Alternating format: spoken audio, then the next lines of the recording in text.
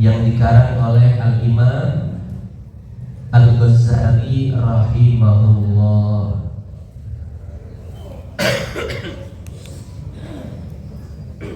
Qala al-musannif, pengarang kitab ini mengatakan, wala ba'sa bi qira'ati qul a'udzu bi rabbin nas.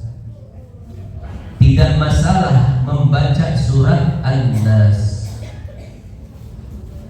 tahassunan minasyaitan, sebagai bentuk perlindungan dari bisikan-bisikan syaitan. Wa yanwi fil dhuhri masalah, dan dia berniat sebelum sholat duhur misalkan. Wa yaqulu, dan dia mengucapkan, uaddi fardhu dhuhri lillahi ta'ala, aku melaksanakan sholat duhur karena Allah Ta'ala. Titik. Hadirin hadirat yang dimuliakan Allah, itulah redaksi dari kitab Al-Mursyidul Amin yang akan kita jelaskan pada kesempatan kali ini. Al-Imam Ghazali mengatakan persiapan yang ke-8 sebelum kita sholat adalah membaca surat An-Nas. Dianjurkan membaca surat An-Nas sebelum memulai sholat. Kenapa? Tahassunan minasyaitan, sebagai bentuk perlindungan diri dari bisikan-bisikan syaitan. Saya tanya kepada bapak dan ibu, apa bedanya jin dan syaitan? Naon bu bedana jin dan syaitan? Oh, jin ada yang Islam ya. Hah? Sarwa. Yang setan win. Sarwa bu? Jin ada Islam ya. Jin ada Islam ya. Sifatnya doang. Bisa dilihat di dalam surat Al-An'am ayat 112. Apa kata Allah? Wa kadzalika ja'alna likulli nabiyyin aduwwan syayatinal insi wal jin yuhi ba'dhum ila ba'din zukhrufal qawli ghurura. Sampai akhir ayat. Perbedaan jin dan setan adalah jin itu makhluk, sementara setan itu sifat. Jin yang soleh, jin yang baik namanya jin soleh, tapi jin yang jahat namanya setan. Jadi setan itu jin yang jahat. Begitu pula dengan manusia. Manusia yang baik disebut manusia soleh, tapi manusia yang jahat disebut setan. Ya. Jadi yang namanya setan itu sifat bu. Jin bisa jadi soleh, bisa jadi setan. Manusia bisa jadi soleh, bisa jadi setan. Allah Subhanahu wa taala berfirman, begitu pula setiap nabi kami jadikan bagi mereka itu seorang musuh. Musuh mereka itu baik setan dari golongan jin atau setan dari golongan manusia. Minal jinnati wan nas, setan terbagi jadi dua golongan, ada setan golongan jin, ada setan golongan manusia. Jadi setan itu sifat ya Bapak Ibu. Berarti bukan cuma jin yang disebut setan, kita juga bisa disebut setan. Ya. Nah jadi seperti itu, setan itu adalah sifat, bisa melekat pada manusia, juga bisa melekat pada jin. Sebetulnya jin dan manusia itu sama Bapak Ibu, punya kehidupan yang sama, punya nasib yang sama. Jin manusia sama-sama dilahirkan, jin manusia sama-sama hidup. Sebagaimana di alam manusia itu ada jalan, ada bangunan, gedung, sekolah, rumah sakit, maka di alam jin juga sama. Ada gedung, sekolah, rumah sakit, jalan, pesantren, ada Pak. Pesantren di alam jin. Jadi kira-kira Bapak Ibu mau pesantren di sana? Wah, gila Pak Ustaz. Ya. Jadi kehidupan jin sama persis dengan kehidupan manusia, cuman beda alam saja. Lihat di dalam surat Al-A'raf ayat 27. Apa kata Allah? Innahu yarakum huwa wa qabiluhu min haitsu la tarawunahum. Jin itu berada di satu alam di mana mereka bisa melihat manusia, tapi manusia tidak bisa melihat mereka. Curang ya Bapak Ibu. Jadi jin itu bisa melihat kita, tapi kita tidak bisa melihat jin. Makanya hati-hati ibu-ibu kalau lagi buka baju, baca doa. Mau masuk kamar mandi, baca doa. Bapak ibu mau hubungan badan tengah malam, baca doa. Karena doa itu kata Nabi sebagai penghalang, sebagai hijab antara mata jin dan aurat kita. Ketika kita berdoa, maka Allah hijab mata jin agar tidak melihat aurat kita. Jadi aman Bu, Pak, kita buka baju, kita hubungan badan tidak dilihat jin.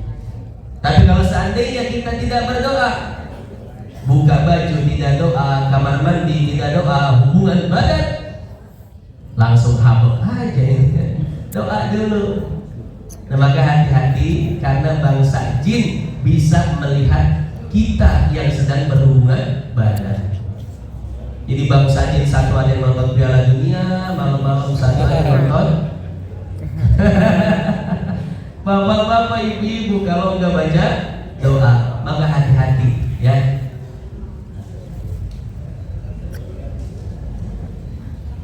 Ada kasus seperti ini Bapak Ibu. Seorang perempuan sudah hamil 8 bulan. Hamilnya sudah besar. Ketika di USG ada anaknya bergerak-gerak dan lain sebagainya. Tapi ketika usia 8 bulan, tiba-tiba hamilnya kempes, hilang entah kemana. Pernah dengar kejadian seperti itu Bapak Ibu? Ada di sini ya? Ada. Ini kalau kita periksa ke dokter, kata dokter janin yang tidak berkembang. Cuman secara ilmu hikmah dan ilmu yang lainnya, ini kemungkinan janin, kemungkinan bayi yang dipindahkan.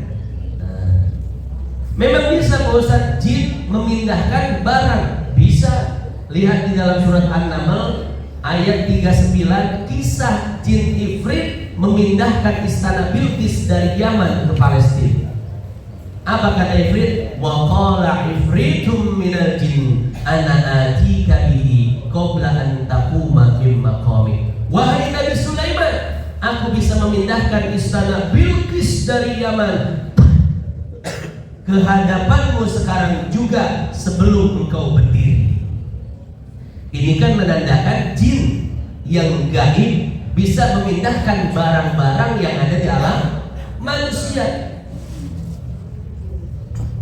Maka nggak heran ya kalau misalkan ada yang hamil besar, tiba-tiba hamilnya hilang. Bisa jadi, ini mah kemungkinan doang ya Bapak Ibu, nggak pasti. Bisa jadi kehamilannya itu diambil oleh setan. Kenapa bisa seperti itu? Karena mungkin ketika hubungan badan orang tuanya nggak doa. Kan doa hubungan badan seperti ini. Allahumma jannibna syaitan wa jannibi syaitan ma razaqtana. Bapak Ibu apa enggak?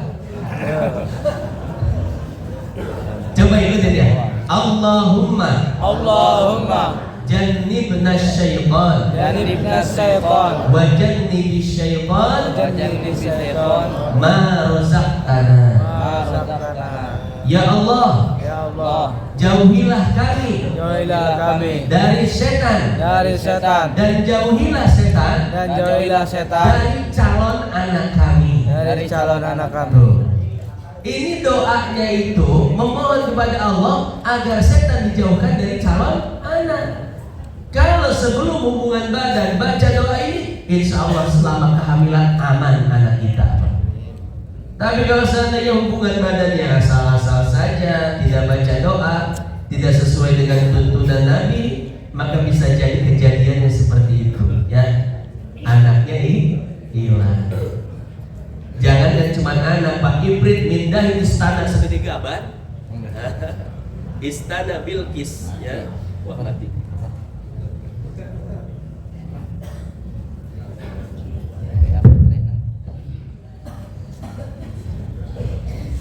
Ada kejadian lagi seperti ini Bapak Ibu. Kalau kita lihat di berita, sering ada bis, Oh, ya betul, atau mobil pribadi, atau bahkan kontainer yang tiba-tiba ada di tengah hutan di atas gunung, Pak. Ini jangankan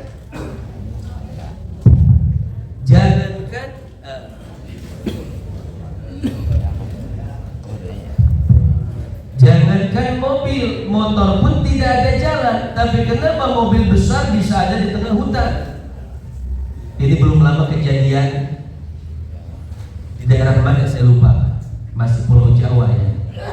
Ada bis Pak, malam-malam lewat satu jalan. Ada jin lagi. ada Ada apa tadi? ada bis, ada Ada bis malam-malam lewat jalan yang memang katanya angker. Ketika nanjak, kemudian belakangnya itu ada kontainer, tiba-tiba bunyi besar. Tuh. Setelah bunyi itu gelap di sekeliling. Akhirnya supir bis dan keneknya turun. Di mana ini? Setelah di center-center, ternyata ada di tengah hutan. Semua penumpang dibangunkan, semua bangun. Kenapa? Kita ada di tengah hutan. La ilaha illallah. Betul, Bang. Bukan cuma bis yang penuh dengan penumpang, kontainer yang di belakang pun ikut masuk hutan. Setelah ditunggu siang hari, lama jalan. Ini jangankan jalan mobil, motor pun gak masuk. Tapi mengapa mobil bisa ada di tengah hutan? Ini ceritanya bagaimana? Nah, jangan aneh. Ibrit saja bisa memindahkan istana Bilqis yang besar, apalagi cuma kontainer, apalagi cuma bis. Makanya bapak-bapak, ibu-ibu, kalau jalan kemana-mana lewat jalan yang memang agak-agak mengerikan, jangan lupa baca doa. Jadi doa itu betul-betul penting, bapak ibu, penting, ya. Nah, kita kembali ke surat An-Nas. Jadi sebelum sholat, bapak ibu dianjurkan baca surat An-Nas.